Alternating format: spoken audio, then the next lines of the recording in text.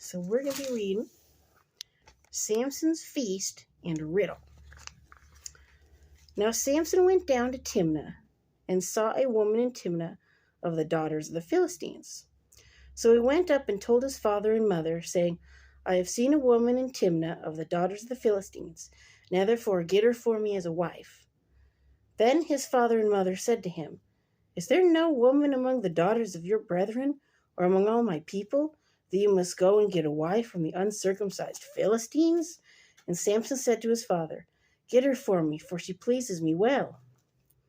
But his father and mother did not know that this was of the Lord, that he was seeking an occasion to move against the Philistines. So it was all planned. For at that time the Philistines had dominion over Israel. So Samson went down to Timnah with his father and mother, and came to the vineyards of Timnah. Now to his surprise, a young lion came roaring against him. And the Spirit of the Lord came mightily upon him, and he tore the lion apart as one would have torn apart a young goat, though he had nothing in his hand. So he tore it with his bare hand. That is strong. But he did not tell his father or his mother what he had done. They probably would have freaked out and been like, What in the world?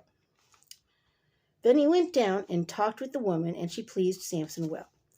After some time, when he returned to get her, he turned aside to see the carcass of the lion, and behold, a swarm of bees and honey were in the carcass of the lion. Now, my husband told me that in that area, there's actually a type of bee or hornet or something, wasp maybe, that will actually eat meat. And so they will actually go into dead things and eat it. He took some of it in his hands and went along eating. When he came to his father and mother, he gave some to them, and they also ate. But he did not tell them that he had taken the honey out of the carcass of the lion. So his father went down to the woman, and Samson gave a feast there, for the young men used to do so. And it happened, when they saw him, that they brought 30 companions to be with him. Then Samson said to them, Let me pose a riddle to you. If you can correctly solve and explain it to me within the 7 days of the feast, then I will give you 30 linen garments and 30 changes of clothing. So they're like, okay, sounds like a good idea, right? But if you cannot explain it to me, then you shall give me 30 linen garments and 30 changes of clothing. Okay, so they're like, if we lose, we're going to be out some stuff. So, and they said to him, Pose your riddle that we may hear it. So they're like, okay, let's give this a chance. So he said to them, Out of the eater came something to eat, and out of the strong came something sweet. Now for 3 days they could not explain the riddle, so they've been thinking for a while. I'm not that good at riddles. Some people are really good at it. Me, I will rack my brain and be like, I don't know. But it came to pass on the 7th day that they said to Samson's wife, Entice your husband that he may explain the riddle to us, or else we will burn you and your father's house with fire. So they're threatening, okay? Have you invited us in order to take what is ours? Is that not so? Then Samson's wife wept on him and said, You only hate me. You don't love me. You have posed a riddle to the sons of my people, but you have not explained it to me. And he said to her, Look, I have not explained it to my father or my mother. So should I explain it to you? So he's like, these people gave me life, and I didn't explain it to them. Now she had wept on him the 7 days. So she wept on him a long time. I would have just been like, this is what they did. They threatened to burn me, burn everything. He would have been like, what? You're my wife. Okay, I'm kicking their butt. Okay. But, that's just me. Now she had wept on him the 7 days while their feast lasted. And it happened on the 7th day that he told her, because she pressed him so much. Excuse me.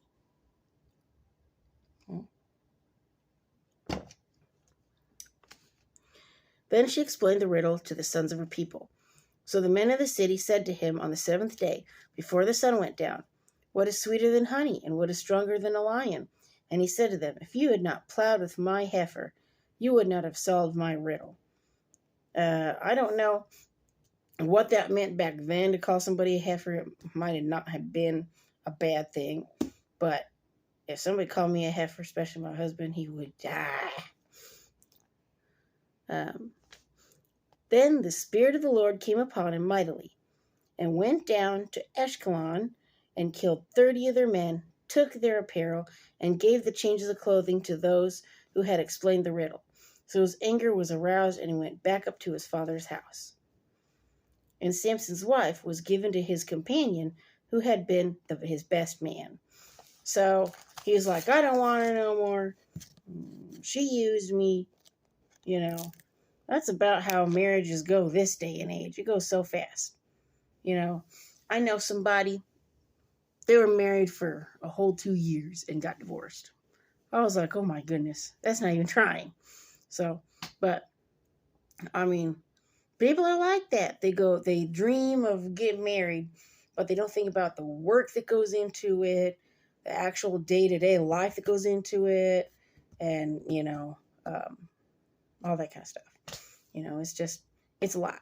So, but I've been married 13 years, and I would not want to be on the dating scene. No way. You could not pay me enough.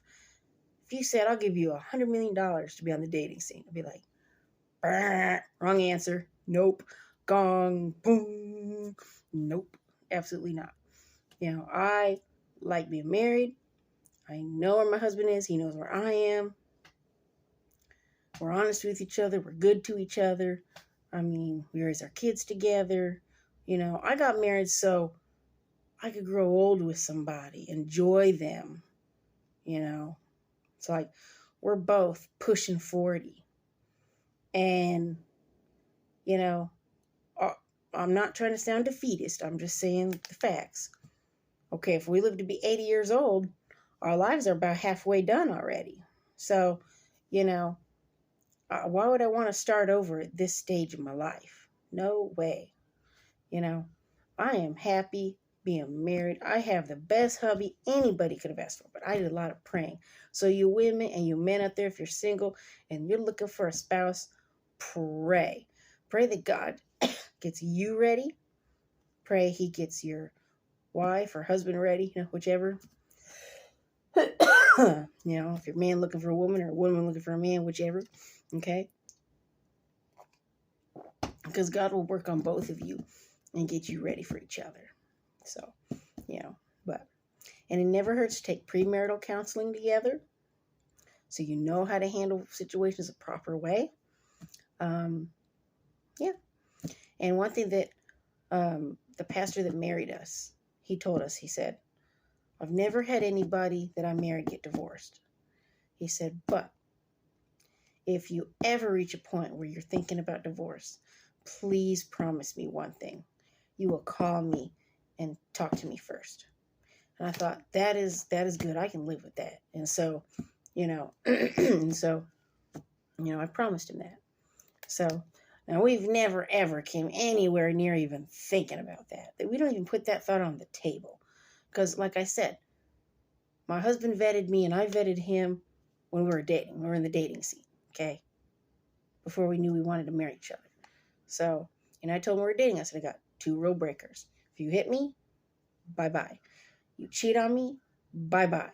So, just so you know, if you want to lose me, do one of those 2 things. Outside of that, we could work out anything, so,